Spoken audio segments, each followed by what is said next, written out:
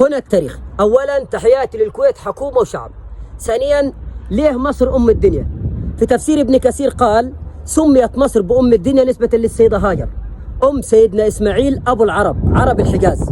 بالمناسبة هو أول من تكلم اللغة العربية الفصحى. لكن في علماء اختلفوا معاه وقالوا لا، سميت مصر بأم الدنيا لسببين وليس سبب واحد. السبب الأول اللي ذكر ابن كثير نسبة للسيدة هاجر. أما السبب الثاني قال لك على أيام سيدنا يوسف، فمصر أطعمت العالم كله في السبع سنين العجاف، فسميت مصر بأم الدنيا. لكن اليوم أنا هختلف مع ابن كثير وهختلف مع العلماء، وهقول إن سميت مصر بأم الدنيا لعدة أسباب، مش سبب أو اثنين. أنتوا عاوزين بلد ربنا تجلى عليها من فوق 7 سماوات، والتين والزيتون وطور سنين، ما تتسماش بأم الدنيا.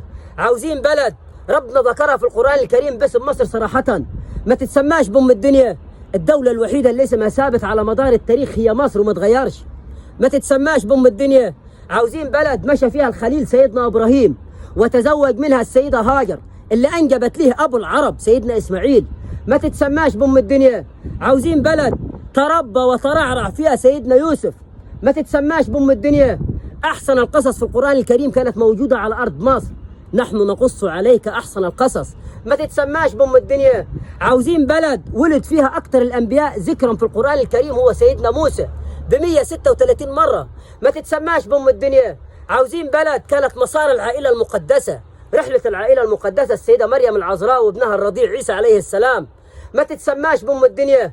يا راجل ده يزيد بن معاوية بن أبي سفيان لما أذى آل البيت وزينب الكبرى حفيدة رسول الله جابت آل البيت وجات على مصر وقالت نصرتمونا نصركم الله، آويتمونا آواكم الله، ما تتسماش بأم الدنيا.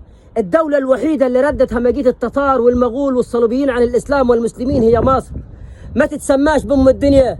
صدقوني يا سادة مصر أم الدنيا وأبوه. وتعبت وأنا أقول استقيموا يرحمكم الله.